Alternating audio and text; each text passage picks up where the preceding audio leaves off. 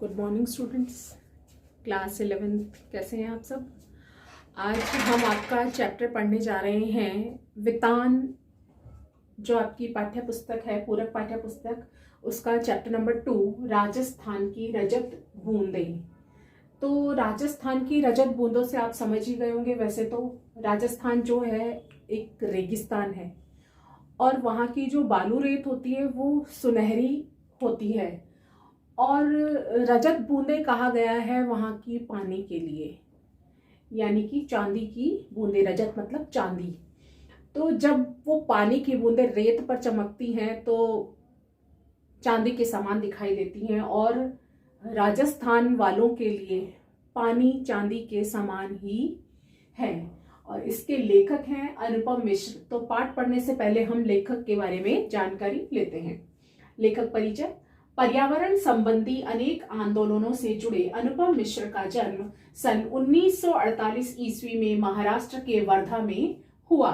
इन्होंने पर्यावरण संबंधी समस्याओं पर 20 पुस्तकों का लेखन किया, यानी कि इन्होंने पर्यावरण संबंधी जो है 20 पुस्तकें लिखी, जिनमें से आज भी खरे हैं तालाब, ये पुस्तक का नाम है, तथा राजस्थान की रजत बूंदें, जो कि पाठ हम पढ़ेंगे, बहुचर्चित पुस्तकें हैं। सन 1977 में ये गांधी शांति प्रतिष्ठान के पर्यावरण कक्ष से संबंधित रहे तथा पर्यावरण संबंधी अनेक आंदोलनों से सक्रिय रूप से जुड़े रहे। इनके साथ ही इन्होंने लोगों को जागरूक करने की मुहिम चलाकर पर्यावरण संबंधी अपनी सजगता का परिचय दिया, यानी पर्यावरण से संबंधित इन्होंने मुहिम चलाई कि हमें पर्यावरण को बचाना है। पाठ की रूपरेखा, यानी कि किस पर आधारित है, इसकी जो रूपरेखा है वो इस प्रकार है। यह पाठ पानी की कमी जैसी ज्वलन समस्या पर आधारित है, यानी कि राजस्थान में जो पानी की समस्या है वो एक ज्वलंत समस्या है जिस पर कि ये पाठ आधारित है, जिसमें राजस्थान के लोगों को जल की आपूर्ति में विशेष रूप से जूझता हुआ दिखाया गया है। यानी कि राजस्थान के जो लोग हैं वे जल की आपूर्ति किस प्रकार करते हैं, कैसे उससे जूझते हैं, वो दिखाया गया है। जल संचयन के माध्यम के रूप में कुएं, यानी कुएं का छोटा रूप के निर्माण प्रक्रिया की कठिनाई को लेखक ने अत्यंत सूक्ष्मता के साथ प्रस्तुत किया है, यानी कि कुएं के निर्माण में उन्हें क्या क्या कठिनाइयां आती हैं, इसको जो लेखक ने है उसका सूक्ष्मता के साथ उसको प्रस्तुत किया है। यह रचना राजस्थान की जल समस्या का समाधान मात्र ही प्रस्तुत नहीं करती है, यानी कि राजस्थान में जो जल समस्या है उसका एक समाधान ही प्रस्तुत नहीं करती, बल्कि यह जमीन की अतल गहराइयों में जीवन की पहचान भी कराती है। यह रचना हमें धीरे धीरे भाषा की ऐसी दुनिया में ले जाती है जहां पानी की हर आहट की कलात्मक अभिव्यक्ति, यानी कि जिस भाषा का इसमें प्रयोग किया गया है उसमें कुछ नए नए शब्द भी जुड़े हैं जो कि हमें पाठ में पता चलेंगे।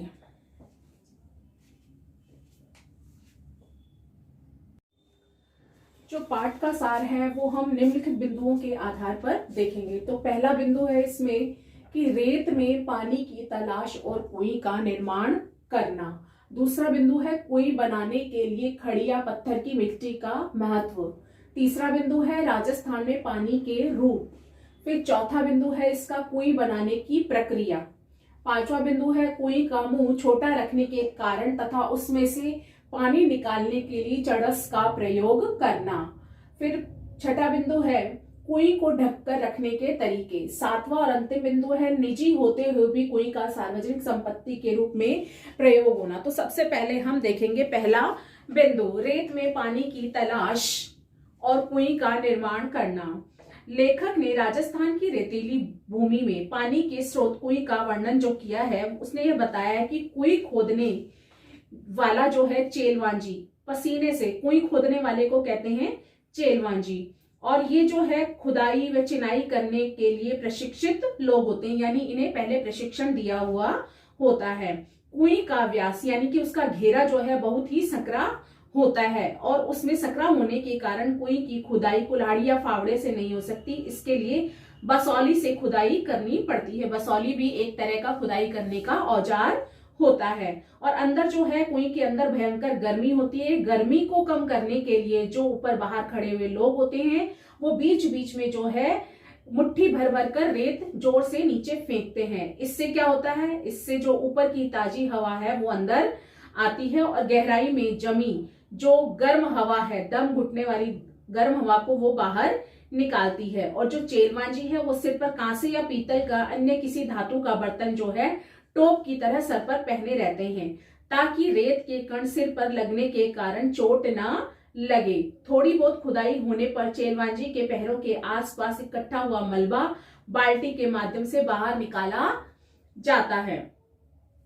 कुएं कुएं से छोटी होती है परंतु इसकी गहराई कम नहीं होती। राजस्थान में अलग अलग स्थानों पर एक विशेष कारण से कुइयों की गहराई कुछ कम या ज्यादा होती है। कुएं में न सतह पर बहने वाला पानी आता है और न भूजल।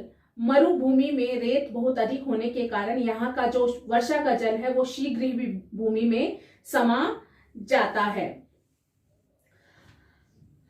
राजस्थान में कुएं का निर्माण करने वाले लोगों को चेलवांजी या चेजारो कहा जाता है। ये लोग बड़ी सफाई से इस कला को अंजाम देते हैं। चेजारो भूमि के अंदर की गर्मी को सहन करते हुए अपनी जान को खतरे में डालकर दूसरों की प्यास बुझाने के लिए कुएं के रूप में पानी का स्रोत बनाते हैं। तो दूसरा है कुएं बनाने के लिए खड़िया पत्थर की मिट्टी का महत्व, कि कुएं बनाने के लिए इस मिट्टी का क्या महत्व होता है। मरुस्थलीय भूमि में बड़े बड़े कुएं खोदे जाने पर मिट्टी का रूप धीरे धीरे बदलता रहता है, जिससे चेजारो को 10-15 हाथ से 50-60 हाथ नीचे खड़िया पट्टी का पता चल जाता है। यानी कि जब ये कुएं खोदते हैं तो कोई पट्टी सी होती है जिसका नाम होता है खड़िया पट्टी। बड़े कुओं को 150-200 हाथ तक खोदने के बाद पानी निकल आता है, परंतु यह पानी इतना खारा होता है कि उसे पीने के लिए प्रयोग में नहीं लिया जा सकता। ऐसी स्थिति में पीने के योग्य पानी के लिए इन क्षेत्रों में कुइयां बनाई जाती हैं। इन कुइयों को बनाने के लिए खड़िया पत्थर की पट्टी बहुत ही लाभकारी होती है, क्योंकि यह पट्टी जो है वर्षा के जल को गहरे खारे भूजल में मिलने जाने से रोकती है। यह वर्षा के जल को रोककर भूमि नमी की तरह भूजल में फैला देती है तथा तेज पड़ने वाली गर्मी में इस नमी की भाप बनकर उड़ जाने की आशंका रहती है।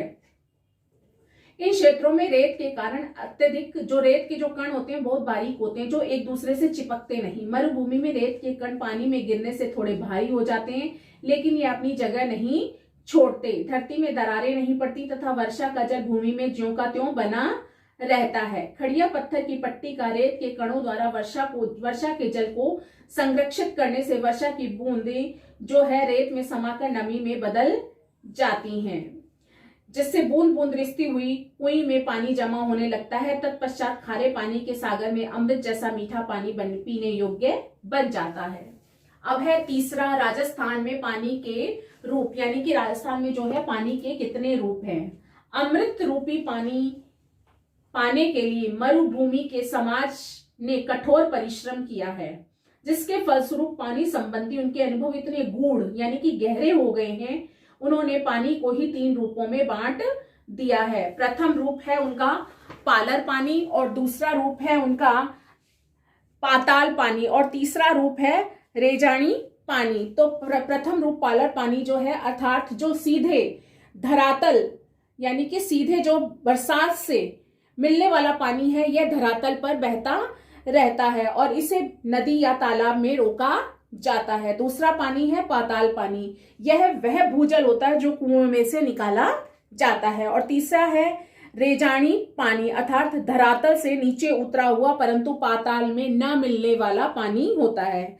वर्षा की मात्रा रेजा शब्द से नापी जाती है। जो धरातल में समाई वर्षा को नापता है वह रेजानी पानी खड़िया पट्टी के कारण पाताल पानी से अलग रहता है तथा पट्टी के अभाव में यह भी खारा हो जाता है। इस विशिष्ट रेजानी पानी को ही समेटती है कुएं, यानी कि कोई इसी विशेष पानी को जो है समेटती है।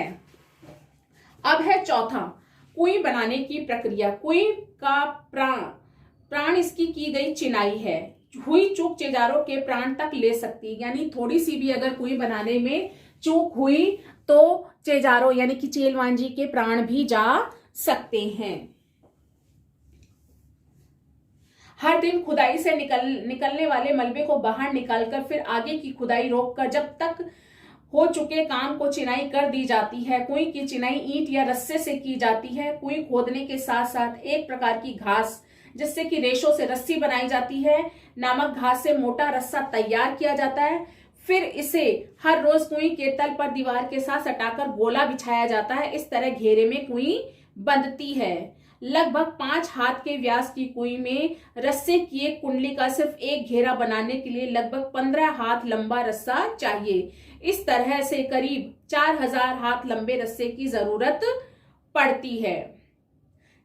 चिनाई का काम पत्थर से भी किया जाता है, किंतु पत्थर या खींप न मिलने पर चिनाई का कार्य लकड़ी के लंबे लट्ठों से किया जाता है।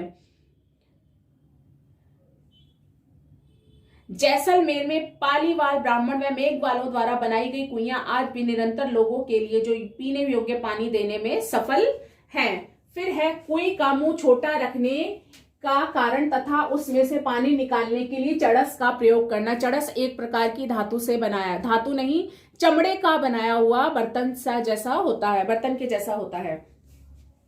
कुई का मुंह छोटा इसलिए रखा जाता है, इसके 3 कारण है। पहला, रेत में जमा नमी से पानी की बूंदें धीरे धीरे रिसती हैं। कुई का मुंह बड़ा होने पर कम पानी अधिक फैल जाता है, अतः उसे निकाला नहीं जा सकता। दूसरा, छोटे व्यास की कुई में धीरे धीरे रिसकर आ रहा 2-4 हाथ पानी की ऊंचाई ले लेता है। तीसरा, बड़े मुंह से पानी के भाप बनकर उड़ने की संभावना अधिक रहती है। कई जगहों पर कुई से निकलने वाला पानी समय छोटी बाल्टी या स्थान पर चड़स का प्रयोग किया जाता है। धातु की बनी बाल्टी में पानी आसानी से पानी में डूबती नहीं है, परंतु मोटे कपड़े या चमड़े की चड़स यानी कि चमड़े से बनाई जाती है, उसका मुंह जो है लोहे का भारी, मुंह पर जो है एक लोहे का भारी कड़ा बंधा होता है जिससे ऊपर भारी भाग में कुई के नीचे भाग पर गिरता है और इस प्रकार कम मात्रा में पानी भी भली भांति डूबकर कुई से निकालने में कारगर सिद्ध होता है।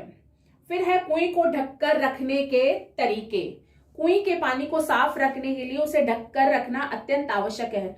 छोटे मुंह की कुई को ढककर रखना आसान होता है, परंतु अधिकतर लकड़ी के बने ढक्कनों का प्रयोग किया जाता है। इसके अतिरिक्त खस की पट्टी के समान घास फूस या छोटी छोटी टहनियों से बने ढक्कनों का प्रयोग किया जाता है। जहां नई सड़कें बनती हैं वहां कुइयों को ढकने के लिए ताले का भी प्रयोग किया जाता है। यानी कि या तो कोई लकड़ी से बने हुए तख्तों का या फिर उनकी जो पत्तियां टहनियां इनका प्रयोग किया जाता था, लेकिन आजकल जो है ताले वाले ढक्कन बनने लग गए हैं। अब है लास्ट, निजी होते हुए भी कुई का सार्वजनिक संपत्ति के रूप में प्रयोग होना। खड़िया पत्थर की पट्टी एक बड़े क्षेत्र से होकर गुजरती है, इस कारण कुई लगभग हर घर में मिल जाती है। सबकी निजी संपत्ति होते हुए भी ये सार्वजनिक संपत्ति मानी जाती है, क्योंकि कुई जिस क्षेत्र में बनती है उन पर ग्राम पंचायतों का नियंत्रण रहता है। किसी भी नई कुई के लिए स्वीकृति कम ही दी जाती है, क्योंकि इससे भूमि के नीचे की नमी का अधिक विभाजन होता है। राजस्थान में हर जगह रेत के नीचे खड़िया पत्थर नहीं है। ये पत्थर पट्टी, चूरू, बीकानेर, जैसलमेर और बाड़मेर आदि क्षेत्रों में ही पाई जाती है। अलग अलग स्थानों पर खड़िया पट्टी को अलग अलग नाम से जाना जाता है, जैसे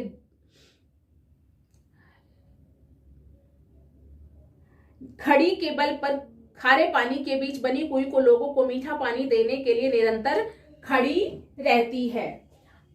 अब जो है लेखक ने हमें इस पाठ के माध्यम से क्या सीख देने की कोशिश की है वो हम देखते हैं कि लेखक इस पाठ के माध्यम से हमें क्या समझाना चाहता है। लेखक कहते हैं कि पीने के पानी की समस्या हर जगह दिनों दिन बढ़ती ही जा रही है। यानी कि आप भी जहां राजस्थान में रह रहे हैं, आप लोगों ने भी इस समस्या का सामना किया होगा या कर रहे होंगे।